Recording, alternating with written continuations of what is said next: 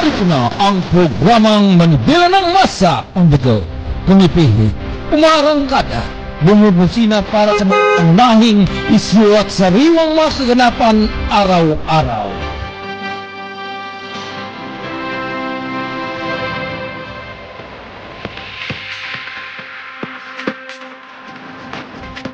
Manibela ng Masa, may puso, may damdamin, may opinyon, at may pagmamahal para sa kinabukasan ng inang bayan.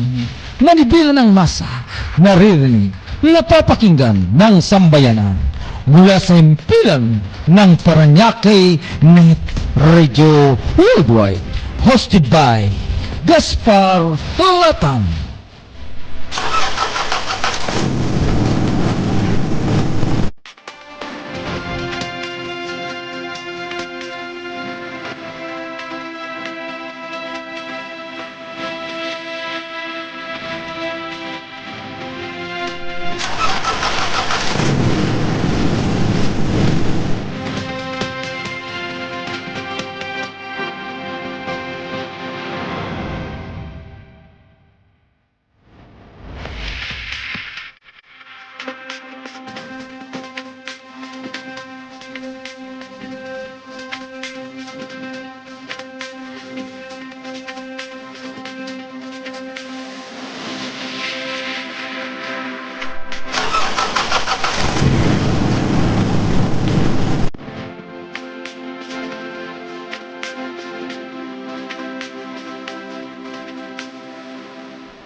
Ayan, so magandang gabi muli. Ito na po ang programang Manibela ng Masa ang bago. Ngayon po ay January 25. Tama ba? January 24, ano? Talaga naman minamadali na natin. Minamadali na natin ang date na kung saan alam natin na so at ngayon po ay Biyernes. So simbang tawag nito, simbang Quiapo. So doon po sa ating mga kababayan, so mabuti naman at marami po nagsisimba. At siyempre tayo naman po ay magtatalakay uli. Tatalakayin po natin uli yung tungkol pa rin sa presyuhan ng mga pangunahing bilihin na namumroblema po talaga ang ating gobyerno kung paano po ito maaayos. Lalong-lalo na po yung yung mga gulay kasi at saka yung mga pagkain natin. So hindi na po nawawala yung tawag nito, yung importasyon ng mga basic commodities na yun na nga po, tingnan nyo. Kaya po tayo nagngingit-ngit sa Department of Agriculture. Dahil kinakapos po talaga tayo ng supply ng pagkain. 'Di ba? Bigas, karne, yung isda, yung mga gulay, lahat na po may importasyon na tayong laging nagaganap. Import na po tayo ng import. So, nasaan talaga ang naging problema na inuulit natin sa karagatan? Napapaikutan po tayo ng karagatan. Tapos doon naman sa mga gulay ay napakarami po nating mga agricultural land naman. Tapos yung pong mga farm animal naman po, mga poultry, mga palaisdaan, mga piggery, napakarami pong pwedeng pagtayuan, di ba? Pagkatapos yun nga po sa usapin ng bigas, tayo naman po is agricultural land naman na talagang napakarami po dapat na pwedeng tamnan ng palay, pero di ba? So malinaw na ito pong nagaganap ngayong 2000, matagal na po ito nangyari na talagang kulang. Pero hindi po nasolusyonan ng Department of Agriculture. Katulad ngayon na ginagawa ng paraan na bumaba ang presyo ng bigas, na sinasabi nga po na pinakamataas dapat 58 lamang yung bigas na araw-araw natin na sinasaing. Pagkatapos ito ay bababa na di umano sa 39 doon sa mga kadiwa, sa mga pampublikong tindahan, para ma-dispose na yung napakarami nating bigas na sa kasalukuyan po ay nasa mga budiga ng National Food Authority. Opo, so inuulit na naman natin kasi ito yung napaka-importanting dapat pagtuunan ng ating gobyerno, dahil nga sa ito na po yung kailangan natin na sa sikmura natin para maagapan na sana mababa na ang sweldo. Sobra-sobra pa po ang pagtaas ng mga petrolyo na yan, petroleum products, na hindi po available sa ating bansa. Kung mayroon mang kulang na kulang talaga. Unlike po dito sa mga agricultural products na ito na napakalawak ng lupain ng ating bansa, lalong-lalo na po dyan sa lugar ng Visayas Region, Mindanao Region, napakarami pong dapat i-cultivate o bungkalin, pero hindi po ito nagagawa. So, malinaw naman po na ang problema, siyempre, ang may hawak po yan ay Department of Agriculture. So, yung pong mga nakaraang administrasyon, siyempre, sila po ang may kasalanan dito. Hindi po yung mga nag-aangkat ng bigas na sila po ay nagsasamantala, dahil sila nga po ay mga negosyante. So, katulad kay Pangulong Ferdinand Marcos, magkakaroon na po ng 3 taong termino, di ba? So, kalahati na po ng kanyang termino. Opo, pero yun nga, hindi pa nakakakuha ng konkretong pamamaraan kung paano po talaga maayos ang usapin sa agrikultura. Opo. So, ang atin namang gobyerno, hindi lang naman sa nasyonal, excuse me, may regional, may provincial, may city, municipal, barangay. Opo, siguro manawagan na tayo na yung usapin sa pagsasaka, sa usapin ng pagtatanim, kung talagang ito pong Department of Agriculture ay hindi kayang panindigan ang kanilang mandato na tulungan ang mga magsasaka, bakit hindi na lang po tayo magsimula sa barangay? Nabatid po natin ang barangay, may pundo naman yan kahit papano. Ang municipal, may pundo rin po yan, may pera din po yan. Ang city, mayroon din po. Ang provincial, mayroon. Siguro, the best po ay mag-allocate na ng pundo na yan para sa mga magsasaka. Maliban pa po doon sa galing sa national level.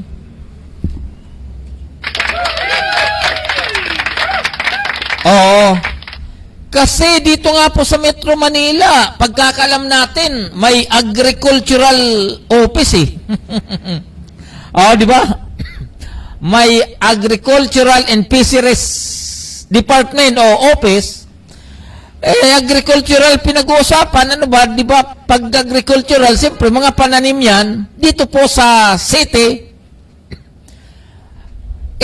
may pundo po yan. So, paano na lang po yung mga nasa probinsya na pangunahing hanap buhay, ipagtatanim, mas maganda po, maglaan na rin po kayo ng pundo para doon po sa ating mga magsasaka. Para kahit pa paano, immediately o madali ang tulong, nandiyan na po yan sa inyong barangay. Pwede po ba yun? Po, kasi ang inyo pong lingkod, isa po akong probinsyano, isa po akong Bicolano, talagang sabihin po natin na wala po kaming natatanggap na tulong. Po, ang totoo niya, nung ako po ay bata pa, ang aking tatay po ay naging punong barangay naman sa amin. At noon, naalala ko, nung tagirap sa bigas, dumarating po sa aming bahay, sako-sako nung bigas na galing sa, NFP na rin po yan, National Food Authority. Yung ang sako po, yung ang kakapal na sako. Kulay, tawag nito, yung kulay kape na ang lalaking sako talaga. At ang dumarating po sa aming bigas, kulay pula. Di ba, yung hindi ko maalala kung anong klaseng, basta pula. May pula at saka may kunting naiba yung bigas noon. Asa na kaya yun ngayon? Oo. At kapag dumarating po yun sa bahay, ibig sabihin hindi na po bigas ang, hindi po palay ang dumarating, kundi bigas na, dahil kulang din po dati ang produksyon ng palay noon, dahil nagkaroon po ng tinatawag na tongro, na kapag dinaanan po yung mga tanim na palay, bago mamulaklak, po yun, nasusunog, parang natututo. Anong tawag doon? Sa amin, yung natututong palagay ko, nasusunog po yun sa Tagalog. Hindi na po nakakabunga ang palay, kaya hektarya po talaga naapektado ng nasa banggit na sakit. Opo, so matagal-tagal na po yung panahon. So, in fairness, noong pa man, naranasan na nga po ang kakulangan sa bigas. Opo, pero dapat sa tagal na yan, dapat nabigyan na po yun ng solusyon, di ba? Na katulad po ngayon, 2025, lumala po yung problema natin sa pagkain. So hindi na po natin alam yung mga kinakain natin dahil mga imported na nga po yung kahit gulay. Sigurado po yan na may mga substant o mga chemicals na nilalagay dyan para tumibay o kaya tumagal, lalong-lalo na po yung mga gulay na makikita po natin dito sa Metro Manila na galing na nga po sa ibang bansa pero pagdating dito, akala mo bagong ani. Ayan, so bago po tayo magpatuloy, Mr. Chairman, patalastas please.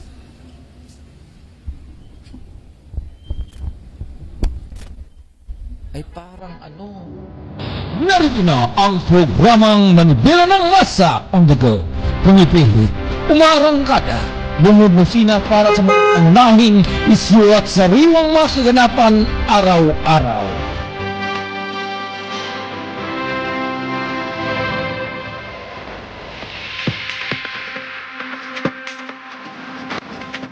Manibela ng Masa, may puso, may damdamin, may opinyon, at may pagmamahal para sa kinabukasan ng inang bayan.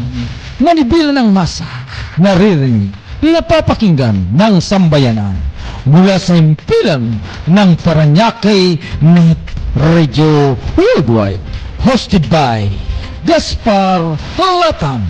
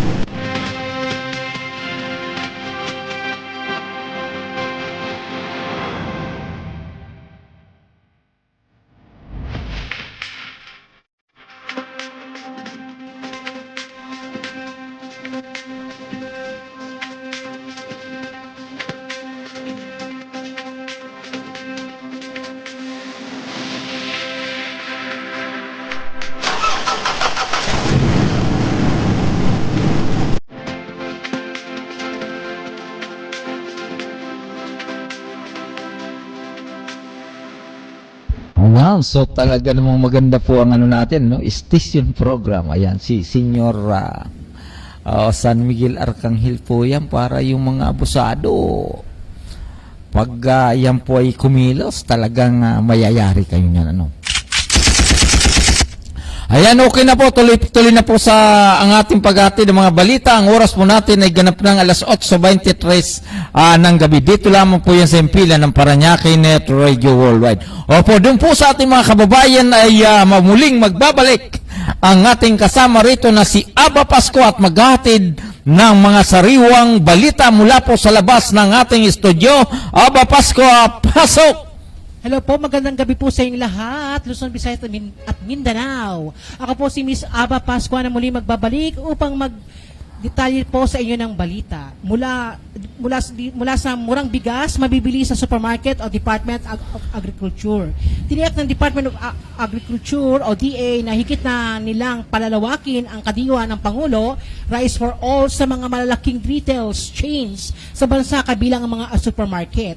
Ang paniyak ay ginawa sa Agriculture Secretary Francisco P. Chu Laurel Jr. kasunod ang kanyang pakipagpulong sa mga kinatawan ng mga supermarkets, groceries at convenience stores para talakayin ang inisyatibong ito na layong mapanatag ang presyo ng bigas. Ayon kay Chu Laurel, sa tulong na mahigit na 3,200 retail outlets, kabilang ang SM, Robinsons, 7-Eleven, Pure Gold at Mary Mart, mas magiging accessible ang murang bigas sa milyon-milyong mamimili sa araw-araw. Naniniwala kami na ang solusyon na ito ang magpapatatag ng presyo ng bigas ng mas mabilis at mas epektibo, sabi ni Chu Laurel.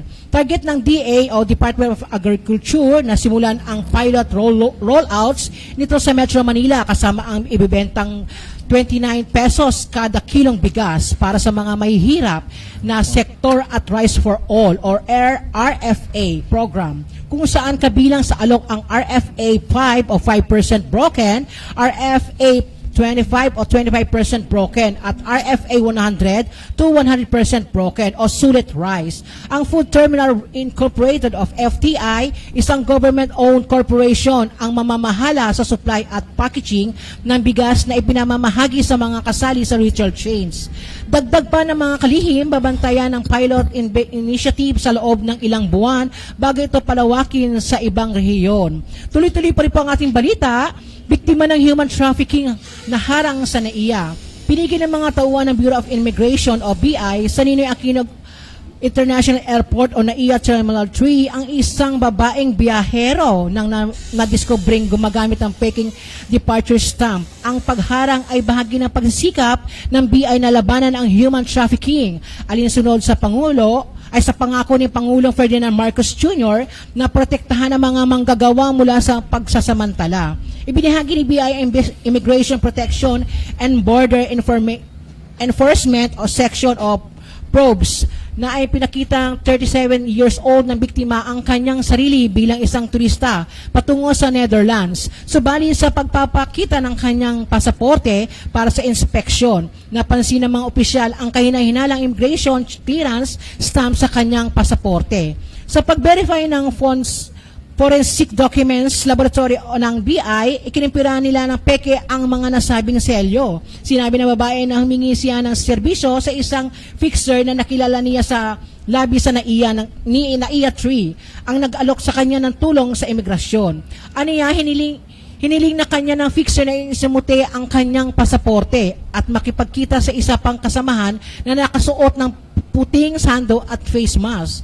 Pagkatapos ay binalik ng fixer ang pasaporte ng biktima at hiniling na maghintay sa pasukan para sa dapat umanong escort. Ayon dito, naghintay siya ng 45 minutes pero walang lumapit sa kanya. Binalaan ni BI Commissioner Joel Anthony Viado ang mga biktima ng wag mahulog sa mga alok ng nasabing fixers. Ayan, so yun po ay ulat mula po sa labas, mula po sa ating kasama na ito pong si Aba Pascua. Oo, so ibig sabihin mayroon pa talagang nasa loob na nga po ng NAIA, may mga pasaway pa. Oo, ano talaga naman, no? So wala nang katapusan ng mga yung mga manluloko, ano? Okay, so doon po sa atin mga kaibigan, Luzon, Visayas at Mindanao, ang oras po natin ay ganap ng alas 8:28 ng gabi. Ngayon po ay Biyernes, January 24. At maya-maya lang po ay magbibigay ng hatid ng balita mula po dyan sa ating kasama, ang ating correspondent dyan po sa lalawigan ng Pangasinan. At susundan po ito ng ating kasama na si Jun Osorio mula pa rin po dito sa lungsod ng Parañaque. At maghatid din po siya ng mga balita para sa ating programang Manibela ng Mas on the Go. Ayan, so kanina hinatid na balita nitong si Aba Pascua na umaarangkada na nga po yung monitoring system o monitoring ng ating mga opisyalis ng DA sa mga palengke. At ito po ay inumpisahan dyan po sa lugar ng Pasay at nakita naman po natin na yung iba ay talagang nasa pinakamataas, 58 na lamang. At maganda pong palatandaan po yan. Pero ang tanong, ano na nangyari doon sa usapin ng rice tarification law, doon po sa taripa na mula po sa 30 or 35%, ibinaba po ito sa 15% na lamang. Wala pa yata tayong naririnig tungkol doon. At yung pong mga negosyante, yung pong mga importers, tila sila po ay tahimik lamang. Opo, na kung saan yung pong strategy ng ating gobyerno na sa pagpapababa ng presyo ng bigas ay hindi po talaga ito nasusuyod. Ibig sabihin, maaaring dito po sa Metro Manila, talagang kaya pong itong ipatupad. Opo, pero doon sa iba, maaaring hindi pa. Dahil nga po siyempre hindi naman ganong karami ang mga tauhan ng Department of Agriculture. Dapat kumilos na po rito, yung sa barangay level, sa municipal level, city level, na tumulong na para may implement po itong usapin ito sa pagpapababa ng presyo ng bigas. Pwede po ba yun? Kasi kung aantayin natin yung kilos ng DA, ng NFA, iilan piraso lamang yan, palagay ko may problema na naman. Opo, kaya kinakalampag po natin yung mga tanggapan ng City Consumer Welfare Office sa lahat ng panig ng ating bansa, lalong-lalo na po dito sa Metro Manila. Ganun din po yung mga market administrator. Opo, total, nandiyan na yan, nagsimula na. Baka pwedeng pasadahan nyo na yung mga nagtitinda ng bigas na sana magkusa na po silang magbaba. Di ba? Magkusa na po silang magbaba kaysa bababa po sila kapag lalanding na o pupunta na doon ng Department of Agriculture at ng DTI, saka pa lang po silang magbababa. Paano kung makababa po sila sa darating na May 2025? Paano na? Di ba? Kasi hindi naman pwedeng sabay-sabay. Sa sobrang traffic, maaaring dito nangyari. Pero doon sa kabila, matagal pa bago marating. Kaya po, panawagan na natin. Doon po sa mga barangay na may palengke, may talipa pa. Mandato nyo yan na i-monitor ninyo kung ano ang sinasabi ng national level. Di ba? Yung mga masisipag yan na kapitan. Yung mga yung mga masisipag yan na kagawad. Kumilos na po kayo, ikutin nyo na yung mga barangay. At sabihin po ninyo, yung mga nagtitinda ng bigas, na ibaba nyo na yung presyo. Hindi yung iikot lang po kayo sa usapin ng ayuda.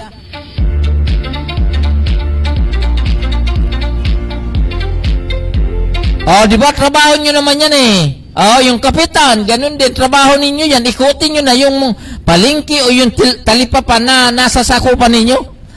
I-remind nyo na may mandato ng Department of Agriculture na ibaba na po ang presyo ng bigas sa pinakamataas sa 58. Pababain na nila hanggang 20 kung kaya. Pwede ba yun?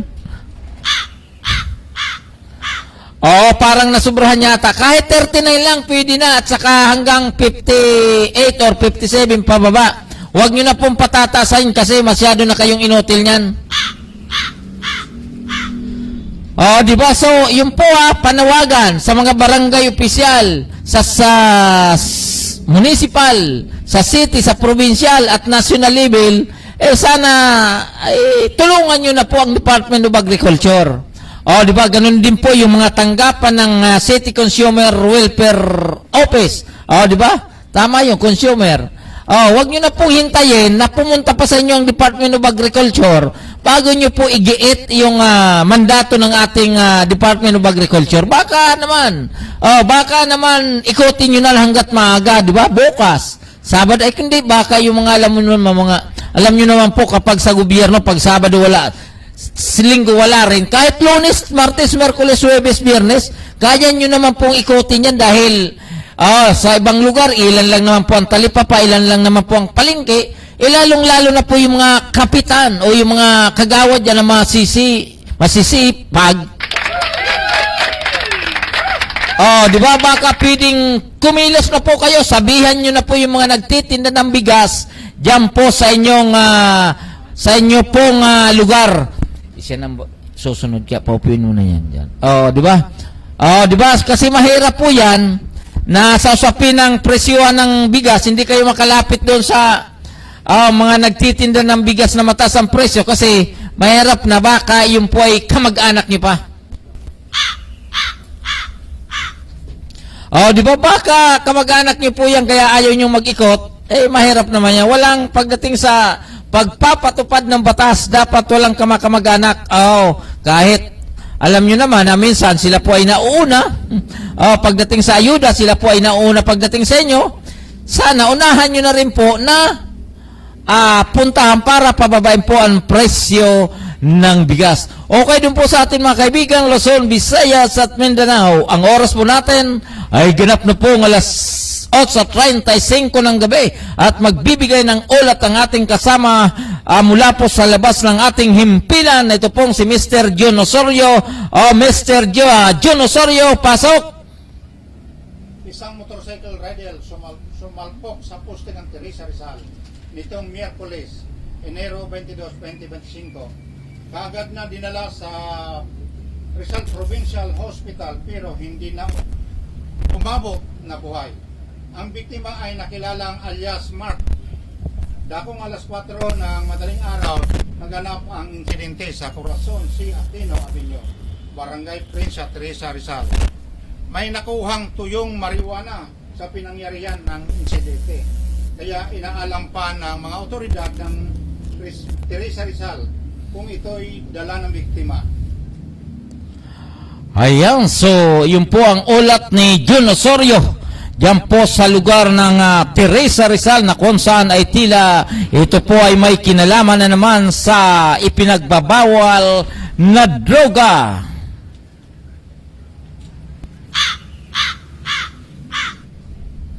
Ayan, so maraming salamat John Osorio, nag-uulat mula po diyan sa lugar ng Rizal, ano? Okay, so doon po sa ating mga kaibigan, tuloy-tuloy na po tayo. Ang oras po natin ay ganap na pong alas 8:36 ng gabi. Dito lamang po yan sa ating himpilang Paranaque Net Radio Worldwide. Ayan, talaga naman, no? So, tila, tawag nito? So, yung pong ating kasama dyan sa lalawigan ng Pangasinan. So, iniintay na po natin, at inihintay na po natin itong ating kasama dyan po sa lalawigan ng Pangasinan na si Gerald Nazario naman. At maya-maya, siya po ay magbibigay ng ulat dito po sa himpilang Paranaque Net Radio Worldwide. Oo. Ayan, talaga naman, so, di ba?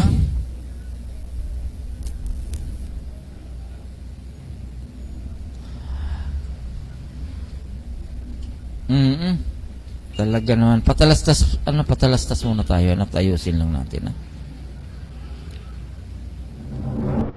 Narito na ang programang Manubela ng Masa on the go. Pumipihit, umarangkada, bumubusina para sa pangunahing isyu at sariwang masaganapan araw-araw.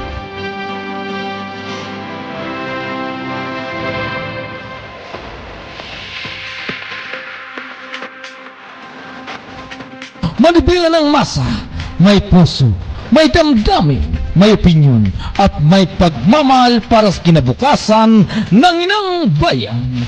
Manibela ng masa, naririnig, napapakinggan ng sambayanan mula sa himpilan ng Paranaque Net Radio Worldwide, hosted by Gaspar Latang.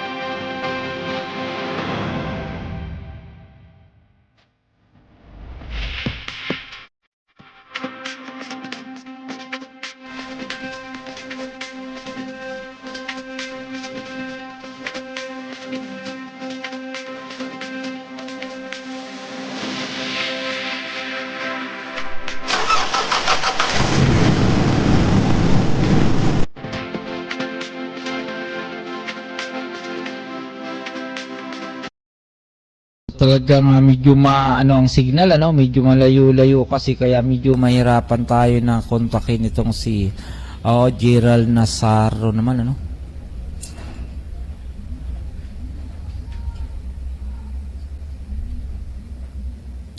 Ayan, so doon po sa ating mga kaibigan, tuloy-tuloy na po tayo at ang pag-uusapan pa rin po natin at mabuti naman ito pong ating usapin yung tungkol po dito sa usapin sa West Philippines eh. Actually, bagamat hindi po ito yung pinaka-priority natin, pero hindi na po ito talaga magandang palatandaan. Isipin nyo po, sa kalupaan, may mga nagtitik-tik na sa atin, ano? Pagdating diyan po sa karagatan, hindi na po kayang paalisin yung mga barko na pumapasok dito sa teritoryo ng ating bansa.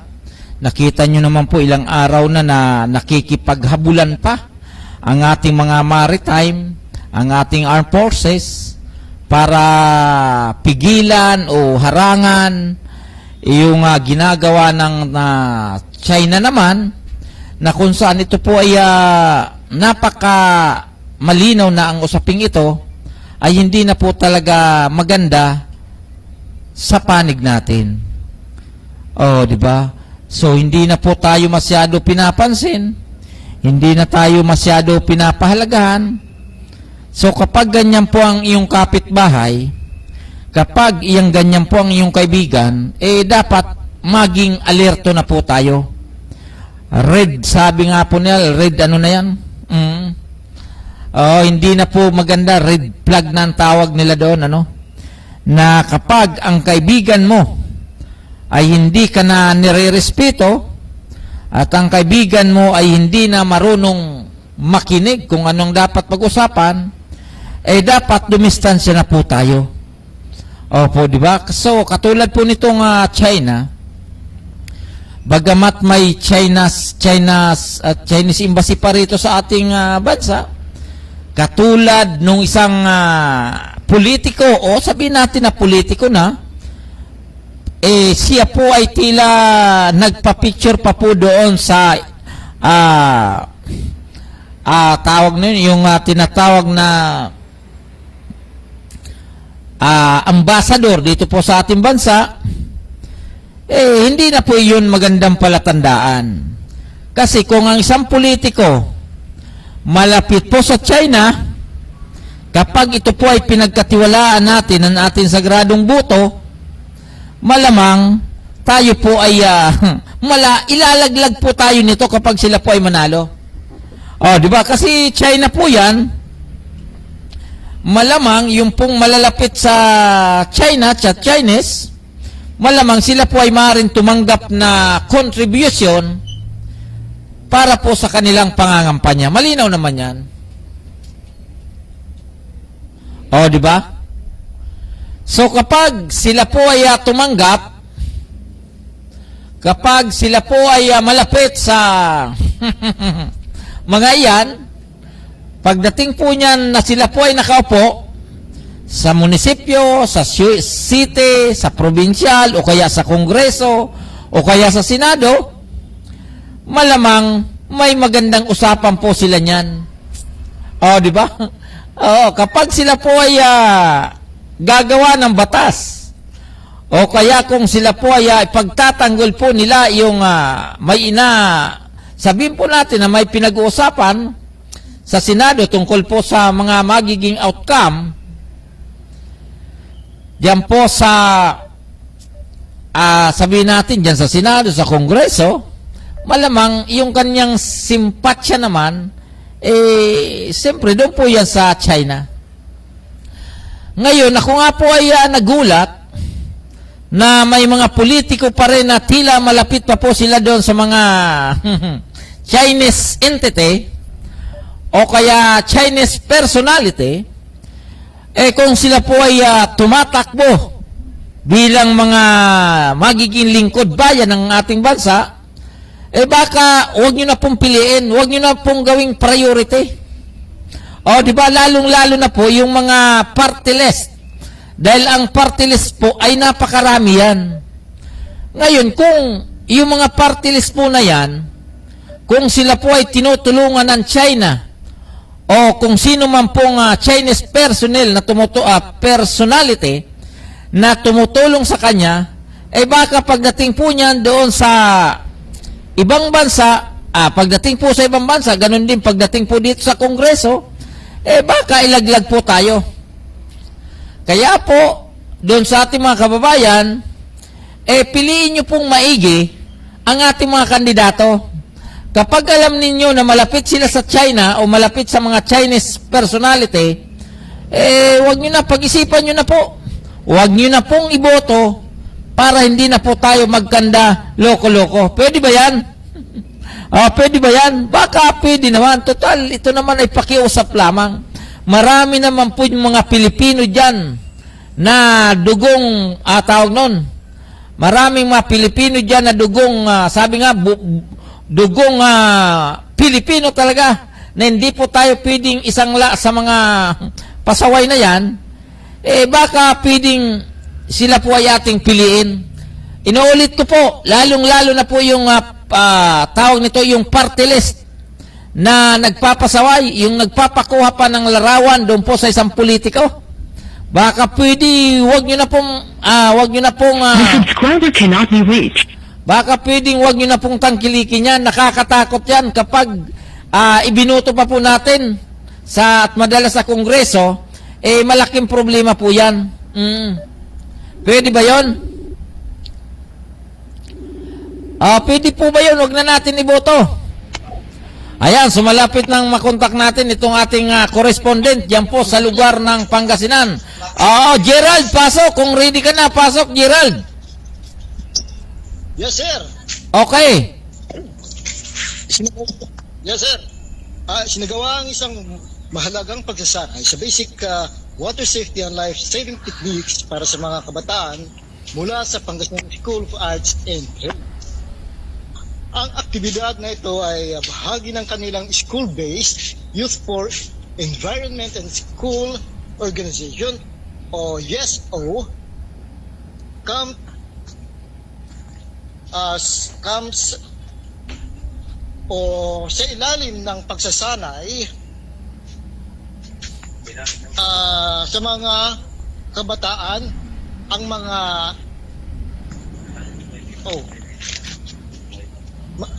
kasanayan sa paggamit ng water rescue equipment ng mga swing strokes at mga uri ng paglutang na makakatulong sa kanila sa mga sitwasyon ng water research, rescue, and recovery. Layunin din ng programang ito na magbigay ng kalaman at kasanayan sa mga kabataan upang sila maging handa sa mga emergency, pati na rin sa mga paglilingkod sa operasyon ng pagsagip sa taong nalulunod at aktibidad at habang patungo sa pagpapalakas ng kahandaan ng responsibilidad ng kabataan sa pagtulong sa komunidad na inaasahang magpapatuloy sa kanila ng pagiging modelo bilang responsibilidad bilang mamamayan at tagapag-rescue sa panahon ng kalamidad sa lalawigan ng Pangasinan. At sir, may habol ko tong Okay, tuloy-tuloy lang. Yes, sir. Nandito kami ngayon, sir, sa lalawigan ng Tarlac City at nagkaroon po kami ng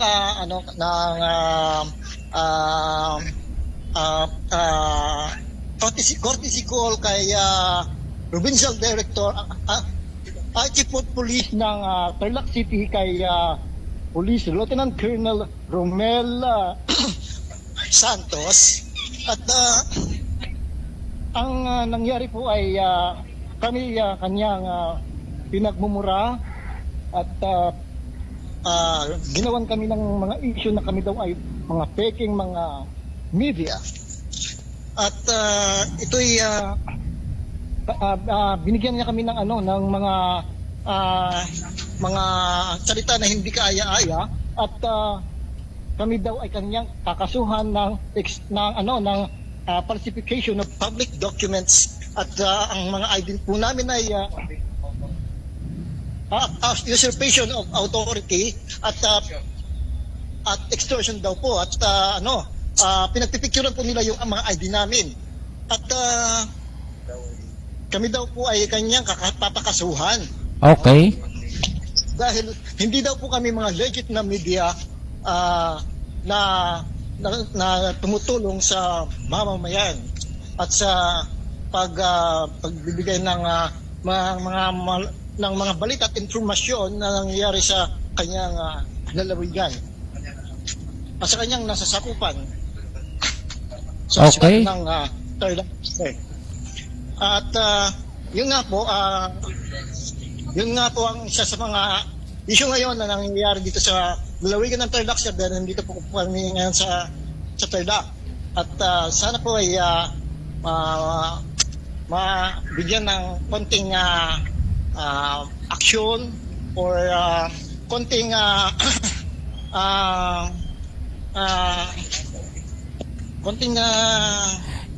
Gerald, ilan kayo dyan? Ilan kayong pumunta doon sa headquarters dyan po sa Tarlac? yes sir. Ilan po kayo, ilan? Gerald, ilan kayo, ilan? Gerald, Chapi-chapi po sir, chapi-chapi. oo, ilan po? Kami po ay tatlo Okay, kami, sir, tatlo. na nag-courtesy call sa kanya bilang pagpapakilala at nakikipag kausap sa kanya bilang chief of police. Siyempre kami magpapakilala sa kanya para Okay. makipagtulungan at makipag-courtesy call po sa kanya. Ngunit yung mga salita po niya hindi ho kaaya-aya. Okay, so anong oras kayo? Okay. Anong oras kayo pumunta? Anong oras kayo nag-courtesy call? Ang ginawa niya sa akin. Anong oras kayo nag-courtesy call? Mga alas 4:30 siguro sir, mga alas 5. Okay. So ganito yan, Gerald. Kung Sir, mga alas 4 ganon. Okay, ganito yan, Gerald, ganito. Ang gawin mo, kunin mo yung contact number doon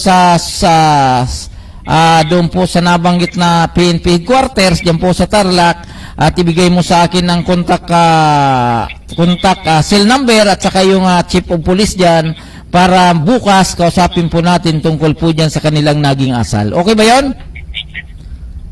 Okay po sir, at kukuha po kami ng contact number ng chief of police ng Tarlac City upang makausap po ninyo ng personal, sir. Okay, so walang problema dyan at bukas tatawagan natin kung makakuha kayo ng contact number dyan po sa paki-text na lang sa akin yung complete details, ha? Okay po sir, at Okay, ganun na lang. Okay. yes sir. Okay, so ito si Gerald Nazario nag-uulat mula po dyan sa lalawigan ng Tarlac na kung saan siya nga po ay tila nagkaroon ng na-encounter na tila hindi po magandang Okay, so doon po sa ating mga kaibigan Luzon, Visayas at Mindanao.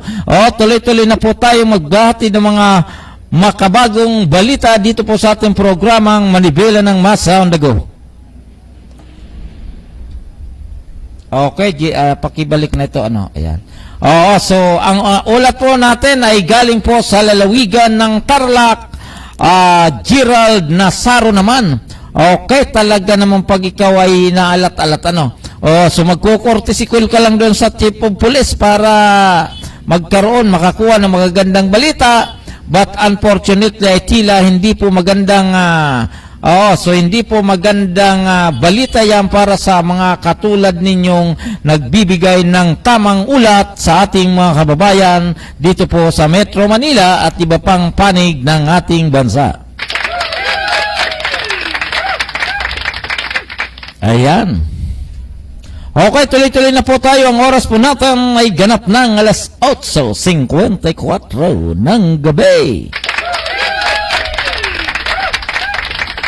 Ayan, so mainit na po, So, ito naman ay komentaryo lamang natin. Yung sausapin nitong si Leo Marcos Manggosing. Ano ba ang pangalan talaga niya? Hanggang ngayon matagal nang lumalabas yan sa FB page ko hindi ko pa rin matandaan ang kanyang pangalan. Leo Marcos Manggosgosing, o ano pa man yan. Basta, yun ang pangalan niya. Ngayon, kita mo ng pasaway talaga eh. Kahit sa personal, pasaway. Ang mukha, pasaway. Yung pagmumukha, talagang hindi mo pagkakatiwalaan. Tumakbo bilang senador. Ngayon, dinisqualified ng COMELEC. Pagkatapos, dumulog sa Supreme Court, nakakuha po siya ng temporary restraining order. Nung ibinaba yung temporary restraining order, pumunta sa COMELEC para mag-withdraw ng kanyang candidacy. Ng kanyang kandidatura. So, anong tawag doon? Di ba? Talagang, sabi nga po, nung iba marami na po itong nabudol.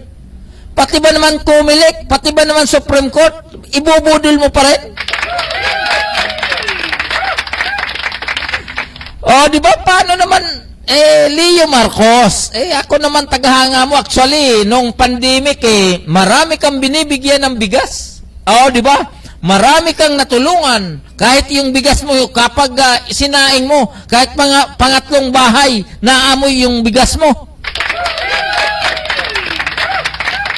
Pero, may amoy yan sa wala, basta nakatulong ka sa tao, malaking bagay na po yan. Di ba? Ngayon, kapag ikaw po ay nagbablog, palagi kang namimigay ng 5K, namimigay ka ng tingkyaw, tingkyaw, yun ang niya, hawak niya, tawag niyan, tingkyaw. So, tulong pa rin po yan kung totoo. At batay na rin po doon sa mga posting mo, ikaw ay may tinatawag na kawang gawa dahil ikaw ay isang pilantropo. Talaga pag tinawag kang pilantropo, talagang bigatin ka. Di ba? Kasama ka doon sa mga bigatin. Philanthropic tawag doon. Kaya, so maraming humahanga sa iyo at marami pa rin nabubula. Marami pa rin pong nabubudol. Sabi nila,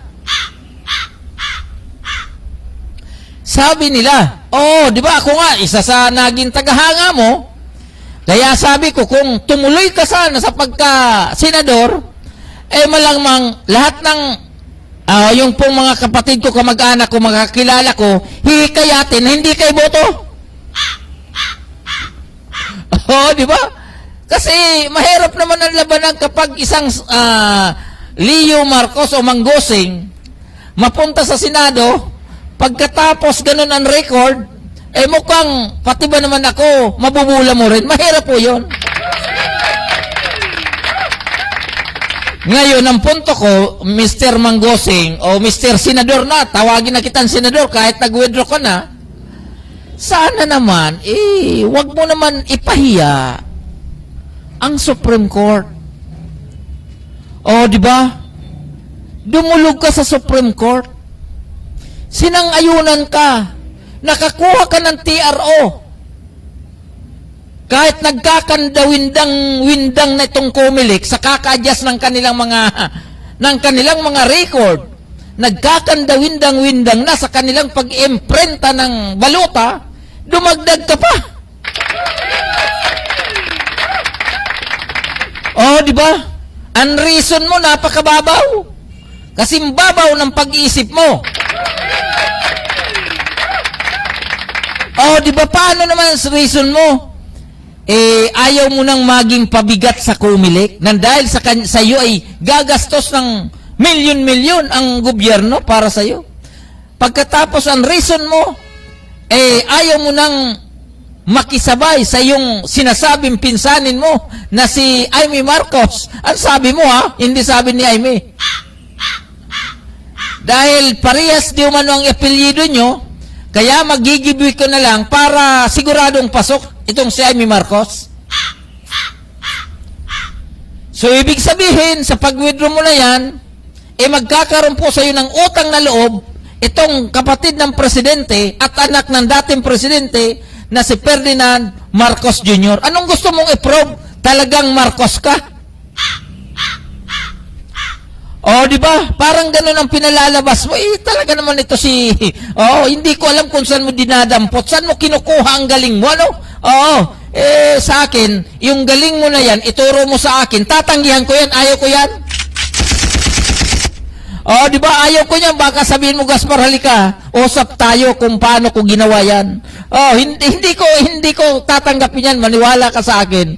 Eh, kung yung bigas na ipinamigay mo nung mga nakarang pandemic, bagamat nakarating sa amin ang amoy, tanggap ko. Oh, pero yung diskarte mo sa buhay, lalong-lalo na ngayong pag-withdraw mo ng iyong candidacy, lalong-lalo na hindi ko natanggap. Oh, di ba kasi yung Supreme Court, akala mo madaling mag-decide sa isang temporary restraining order sa isang petition? Hindi po yan madali. Oh, di ba? Alam naman natin ang Supreme Court, sila po ay mga tawag dito, sila po ay matatanda na po, may mga edad na po yan. Gagamit po ng kasing kakapal ng kasing kapal ng mukha mo yung salamin para mabasa yung petisyon mo, para madesisyonan ng tama. Ngayon, nung madesisyonan po ng tama, bigla ka naman magwi-withdraw ng iyong certificate of candidacy. So, hindi po kayo nakakatulong. Mga ganitong kaisipan, hindi po kayo nakakatulong sa takbo, sa proseso ng ating eleksyon, sa ating halalan. Oh, hindi po kayo nakakatulong. Akala nyo, pabiro-biro lang ang labanan. Hindi po ganun. Ako seryoso. Sana sa sunod, matauhan ka na. Oh, di ba? Kasi isipin mo, kawawang-kawawa na nga po yung Comelec. Hindi na kayo naawa sa Comelec. Oh, di ba? Nag-ulit na ng imprenta na nagkakahalaga na more or less 130 million ang halaga noong sa mahigit 7,000 na printed ballots o baluta na nasayang lamang dahil sa pagtaas ng paglabas ng temporary restraining order ng ating Supreme Court. Ang Supreme Court po ay hindi mo po dapat basta-basta, hindi mo pwedeng suwayin yan. Susunod at susunod po talaga ang Comelec sa Supreme Court. Pero ngayon, ang nangyayari, baka maging reason na naman ito. Baka maging dahilan na naman po ito nung mga nagkakandidato na hindi manalo. Baka sabihin, nagkaroon ng lapse sa preparasyon. Baka sabihin, nagkaroon ng bla bla bla. Baka sabihin na naman, hindi malinis ang eleksyon. Kaya dahil sa hindi po sila nanalo. Iyon po ang mabigat doon. Yung tinatawag na credibility nung eleksyon. Di ba kasi, tama naman ang sinasabi ni Chairman Garcia na ang saligang batas natin is 1987 Constitution na nung mga panahon na yun, mano-mano ang labanan, mano-mano ang bilangan. Ngayon po automated na kung saan yung preparasyon po niyan sa digital, sa online o ano paman uri ng technical procedure ng botohan during the election, national and midterm, talagang mabigat na po yan. Dahil ano po kita mo naman, computer na po gumagana, tapos pabago-bago yung tinatawag na program, baka pagdating sa dulo niyan, sasabihin na naman, kaya ganito ang nangyari, hindi ako nanalo kasi ganito, nagkaroon ng problema sa preparasyon.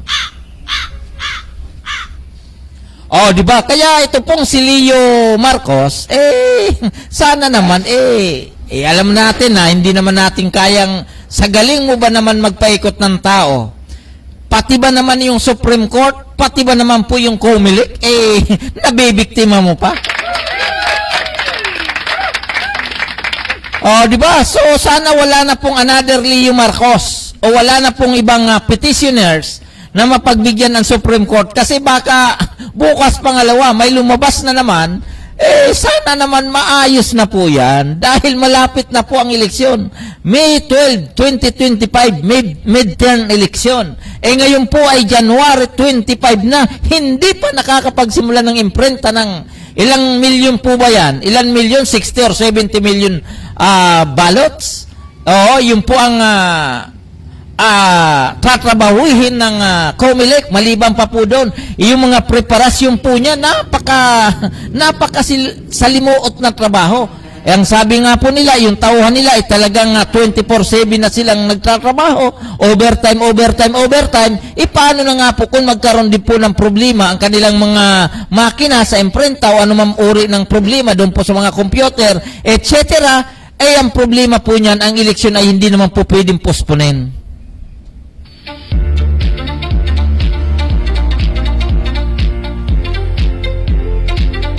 Diba? So, doon po sa ating mga kaibigan, ang oras po natin ay ganap na pong alas 9:04 ng gabi. Dito lamang po yung sempilan ng Paranaque Net Radio Worldwide. So, opo. So, ito po ay napag-usapan natin na sana ito pong si Leo Marcos, kung kayo po ay maraming nabubunol di umano, sana wag nyo naman pong isama ang dignidad ng COMELEC at saka yung dignidad ng Supreme Court na paiikotin nyo pa sa inyong candidacy na yan na sa ngayon po ay nag-withdraw na po kayo. Iyon lang po ang aking masasabi, di ba? Iyon lang po ang masasabi ko sa iyo, Senador Leo Budol Marcos. Okay, pwede ba yan? Pwede ba yan? Sa akin, pre-opinion naman po ito. Kung ikaw, Leo Marcos, magreklamo, mas maganda para sa dami mong vlogger, sa dami mong followers, baka sakalin masama na rin po ako doon sa issue mo. Di ba? So tuloy-tuloy na po tayo, no? Doon po sa mga kandidato, doon po sa mga kandidato, llamado po kayo, May mga kandidatong llamado. Mula po sa senador, congressman, gobernador, city mayor, municipal mayor, at saka mga konsyales, may mga llamado po yan. Pero direkta ko po kayong sasabihin sa inyo na wala pa po kayong nabibilang na boto ni isa. Wala pa po kayong nabibilang na boto. Inuulit ko, llamado nga po kayo pero wala pa kayong botong nabibilang hanggang ngayon. Magkakaroon lang po ng bilangan sa May 12, May 13, malamang malalamang natin kung panalo na kayo o hindi. So, ang ibig ko lang po sabihin, doon po sa mga llamado, wag po kayo masyadong magkampante. Dahil yung kalaban nyo, yung mga dihado, araw-araw nag-iikot na sa mga bahay-bahay, pagkatapos kayo patulog-tulog lang sa kangkungan, baka pagdating ng botohan, kayo po ay masilat. Di ba? Baka po kayo masilat. Ngayon, ang punto ko rito is, yung mga politiko naman, yung mga kandidato, ay matitino naman po yan. Matutuwid po yang makipag-usap sa tao. Lalong-lalo na po doon sa mga leader na talagang malakas sila sa kanilang komunidad. But unfortunately, the problem is, yung pong mga pinagkakatitiwalaan daw, na magpipresenta sila na sila po yung kanang kamay, nagpipresenta sila na sila po ay pinagkakatiwalaan ng isang matinong kandidato na tilang dating siya na po ang pinakabos ng kandidato. Di ba? Na kapag sila po ay magsalita, parang salita na rin po ng isang, sabi nga po nila, salita ng isang pinanser. Di ba? Sasabihin, ako ang gumagastos kay konsyal, ako ang gumagastos kay mayor, ako ang gumagastos ng ganito, pero ang totoo niyan, isa rin po siyang parasite. So ano po bang ibig sabihin ng parasite? Umaasa lang naman po doon sa suporta ng mayor, umaasa lang naman sa suporta ni vice mayor. So, umaasa lang naman sa abot ni congressman, pero kapag wala si congressman o wala si mayor o wala si gobernador, piling siya na po ang pinakatigasing pinagkakatiwalaan ng matinong kandidato. So, yung po ang mabigat doon, kaya po, doon po sa mga matitinong kandidato, dapat i-check nyo po yung pinagkakatiwalaan nyo. Opo, dahil kayo po hindi naman nakakarating sa kanya negative impact niyan Hindi naman kagad yan nalalaman. Nalalaman po ng isang kandidato kapag siya po ay natalo na. Di ba? Sasabihin po, saan kaya ako natalo? Maganda naman yung pakikisama ko. Magandang pangangampanya ko. Maganda naman yung abot ko. Di ba? Maganda naman ang record ko. Pero ako ay natalo. Bakit? Kasi yung pinagkakatiwalaan mo, ay tila sumablay. Tila sumablay doon po sa pakipag-usap, pakikihalubilo doon po sa komunidad. So nangyayari po talaga yan. Huwag na po tayo maglokohan. Opo, kaya po, doon po sa mga kandidato, ingat-ingat po tayo doon sa pinagkakatitiwalaan daw dahil ang feeling niya, siya na po ang pinakamagaling na staff o leader ng politiko. Opo, so ingat-ingat po tayo. Okay, doon po sa atin mga kaibigan, Luzon, Visayas at Mindanao, ang oras po natin ay ganap na pong alas 9:10 ng gabi. Ngayon po ay Friday, January 24.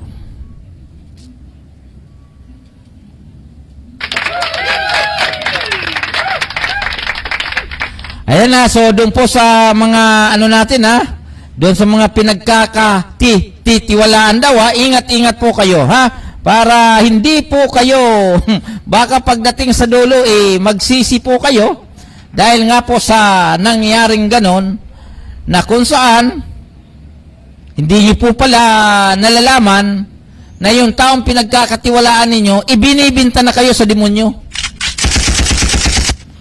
Diba? So ingat-ingat po tayo. Ganun lang, konting paalala lang. Total, January pa naman ngayon. Total, mahaba pa po ang panahon. So, bagamat yung iba naiwanan, yung iba nahuli, ang iba nauuna. So, February, March, April. So, hindi pa po natin tansya kung talagang tunay na panalo na tayo. Diba? So, yun po ay isang paalala lang. Dahil gusto po namin ang manalo yung tama talaga, karapat-dapat na magsisilbi para sa taong bayan. Hindi po yung hindi po yung pag-oras na nalo, makakalimot na, hindi ka nakilala, so ayaw na namin ng ganon. Pangalawa, ang aking batayan, bilang isang ordinaryong mamamayan naman na gusto magkaroon ng pagbabago, siyempre isa po sa hinihingi ko sana sa ating mga kababayan na dapat yung pong mga kandidato na may mga programa sa usapin ng agrikultura, yung pong mga kandidato na malapit sa usapin ng agrikultura, sana yun po ang gawin natin priority na piliin sa darating na darating na midterm election na ito po ay gaganapin sa Mayo 12. Iyon lang naman po ang hinihingi natin dahil very crucial na po ang sitwasyon natin sa usapin ng pagkain. Nabanggit ko po itong crucial na dahil dito po sa Metro Manila, talagang pataas na po ang mga bilihin natin na kung saan ito po ay hindi naman dapat iasa talaga sa pag-angkat natin ng ating mga pangunahing pangangailangan dahil kung tayo po ay aangkat ng aangkat, pagdating po sa dulo niyan, knock-out po tayo.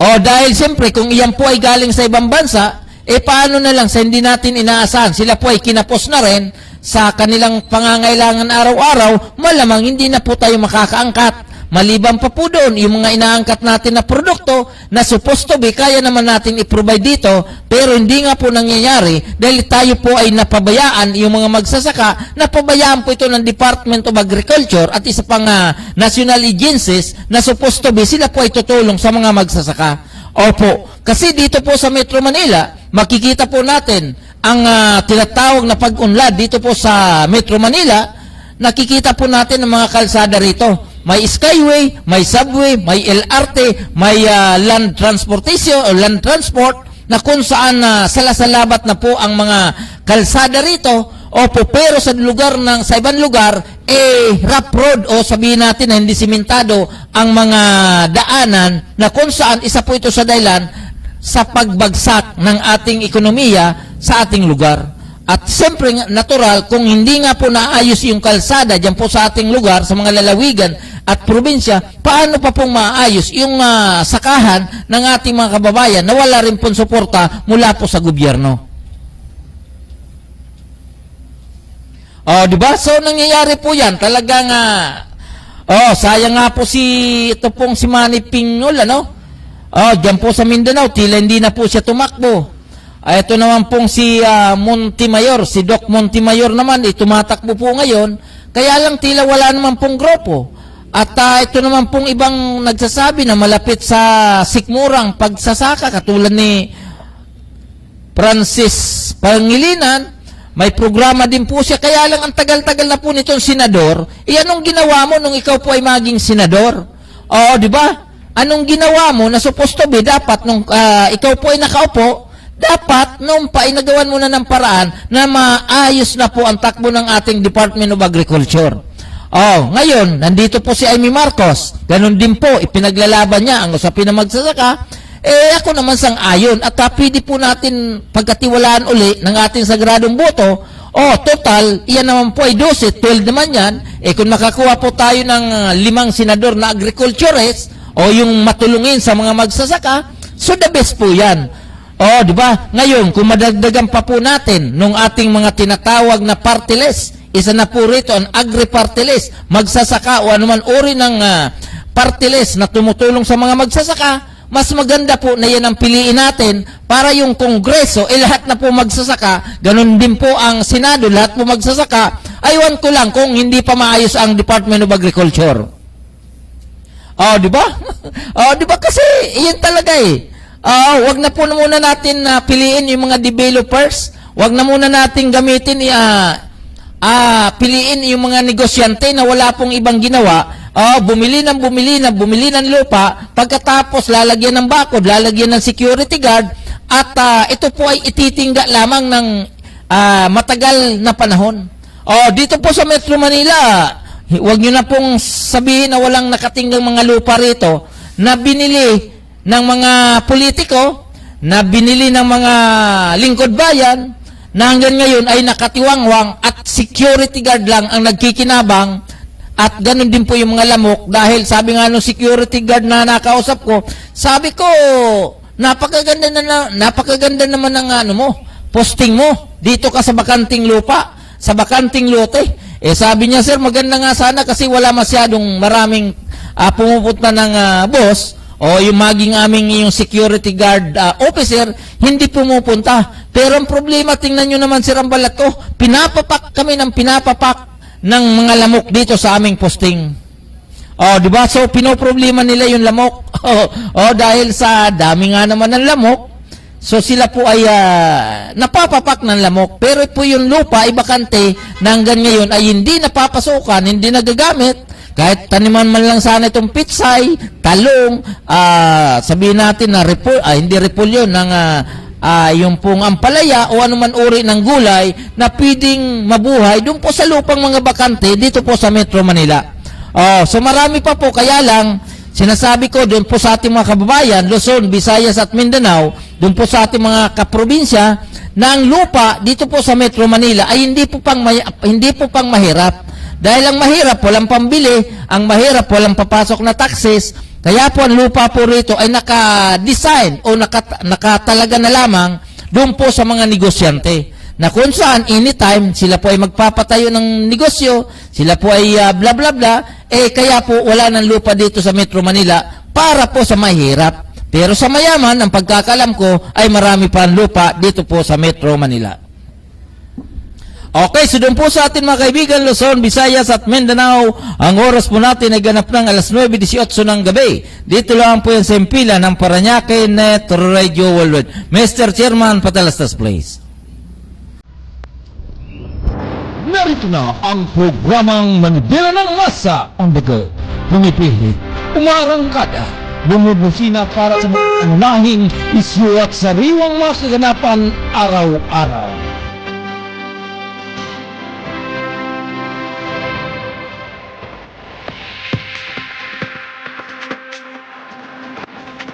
Manibela ng masa, may puso, may damdamin, may opinyon, at may pagmamahal para sa kinabukasan ng inang bayan. Manibela ng masa, naririnig, napapakinggan ng sambayanan. Mula sa impilan ng Paranaque Net Radio Worldwide. Hosted by Gaspar Latang.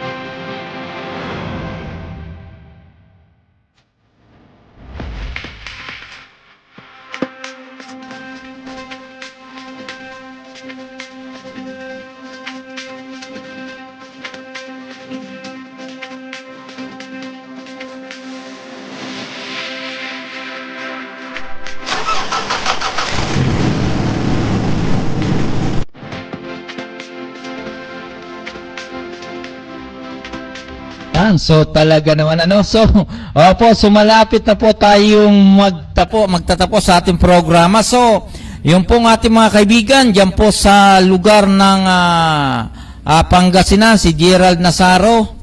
Opo, ganun din sa ating mga kaibigan dito po sa Metro Manila. At ganun din po yung ating Batch 87 diyan po sa lugar ng Partido area. Regards ko po kayo. At ganun din po ang ating mga local official naman, dyan po sa lugar ng San Jose, Goa, dyan po sa Tigaon, Ocampo, maging dyan po sa Sangay, at sa Kapitolyo ng ating lalawigan ng Camarinesor, na ito pong si Louis Villapuerte. Regards ko po kayo, At siyempre, regards po natin itong si Janet Pascualatam. Aba, talaga naman, tagahanga ko ito kahit kailan, At ganun din po itong si Welcome Back po Miss Aba Pascua sa programa ng Manibila ng Masa. Ayan, talaga naman. Okay, so regards ko po kayo.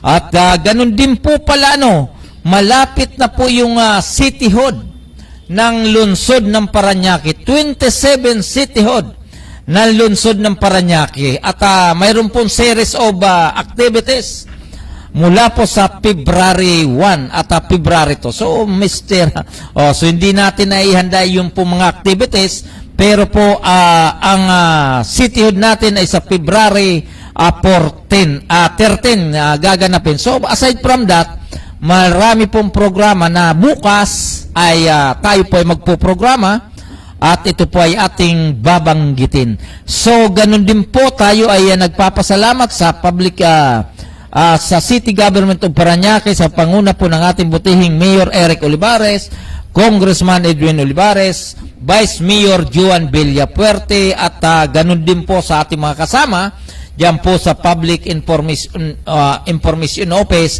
kasama po ang ating mga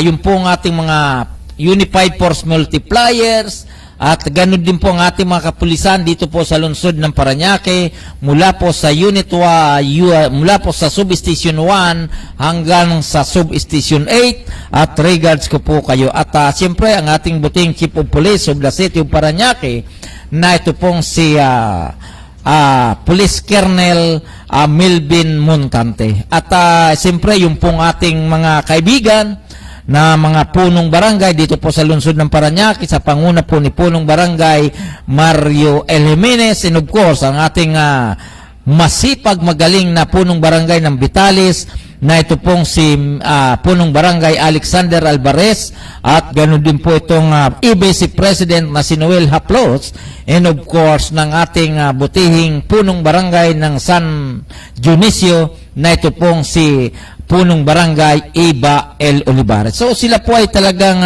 sabi nga po ay talagang masisipag na punong barangay dito po sa lungsod ng Parañaque.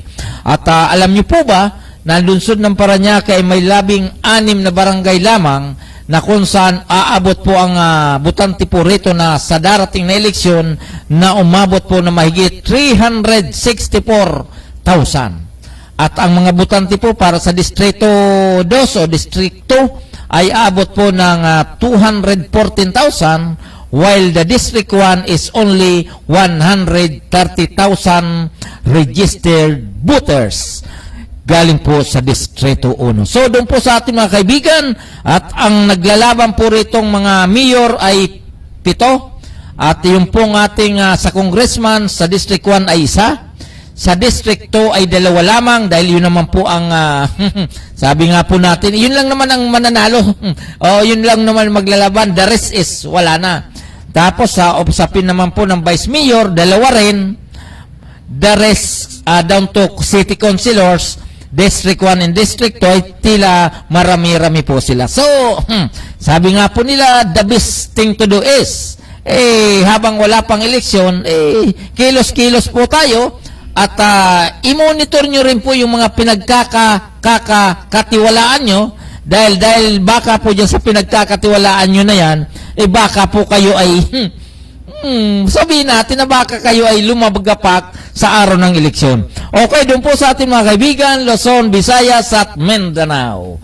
At talaga naman ang sabi, shout out po sa may NTP ko ng NSN SNES, most especially to our beloved principal na si Sir Ronel Coro. Aba, talaga si Sir Ronel Coro, ha?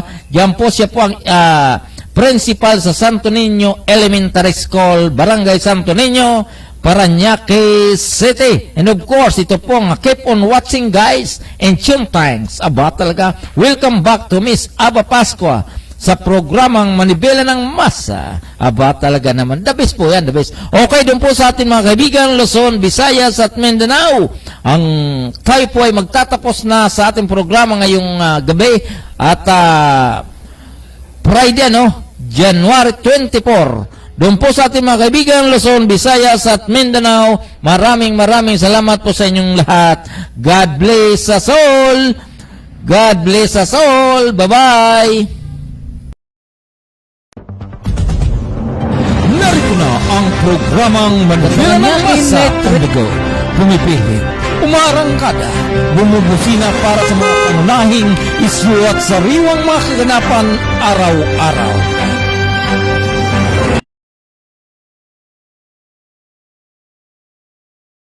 For the city of Parañaque and the visionaries to unify media practitioners with the city of Parañaque for a better standards of journalism and to uplift the responsibility of officers and members as a counterpart of local government unit and the field of mass media. The Parañaque Net Radio Worldwide was established through the crucial determinations between the good and evil, warming to stand as single against the many devil fighting for their own interests. Less than is better than more for the benefits of shiny community and the line of truth, integrity, and honesty.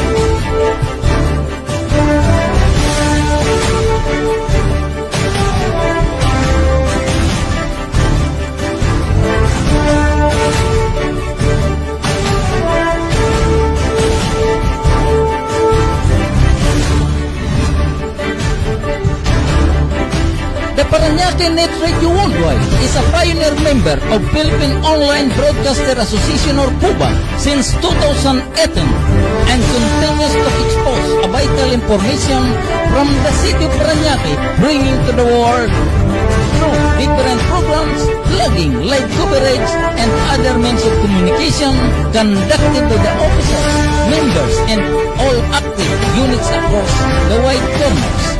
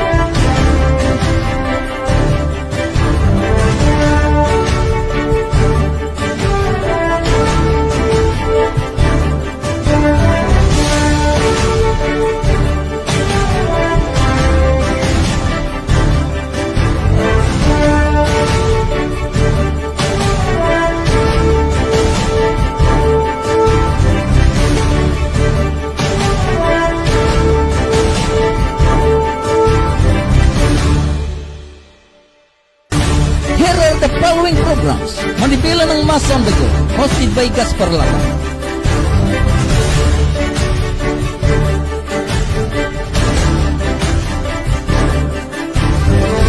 Latin Community, hosted by Bishop Jerry de los Reyes.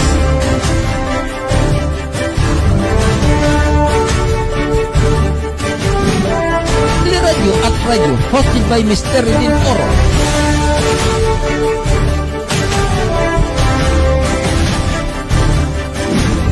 Service, hosted by Professor Jun Matonda. Usapang Kalye, hosted by Radames Julio Santiago. Ariglo, Sanet Radio, hosted by Mr. Rico Ariglo. Directa, hosted by Freddy Lopez.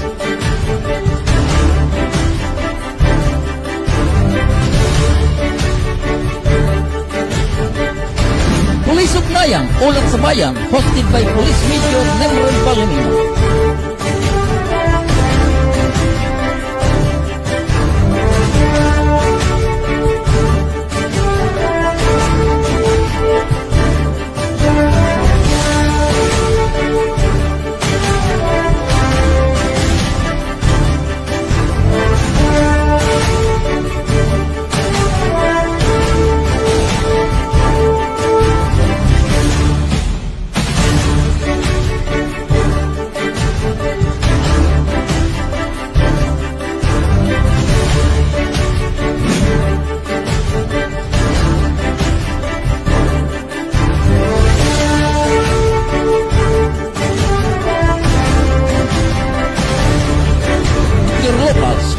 by Gerald Lata.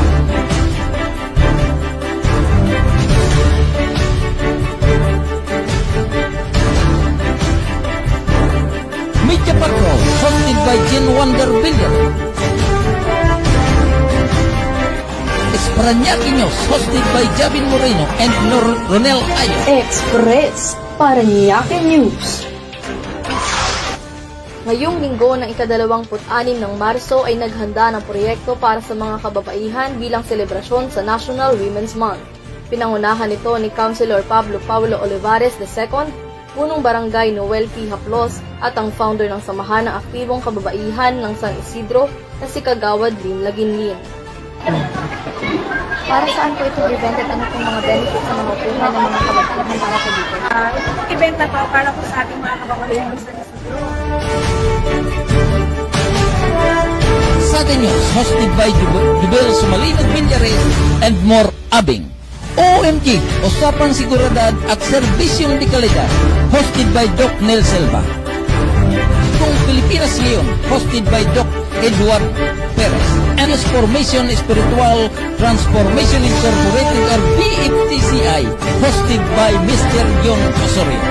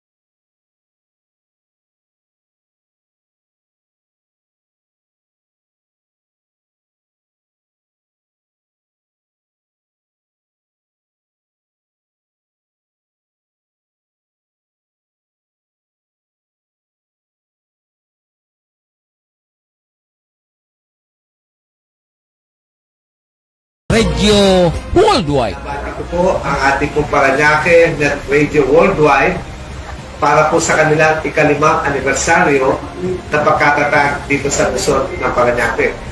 Ito pong media outlet na ito ay malaking tulong po sa atin, lalong-lalo sa Luzon ng Paranaque, para ma-disseminate po natin ang lahat ng mga information, ma-disseminate po natin ang lahat ng programa at proyekto dito po sa ating bayan. Isa lang po ang ating layunin, magtulungan po tayo para sa kaunlad at progreso ng Luzon ng Paranaque. Happy 5th anniversary!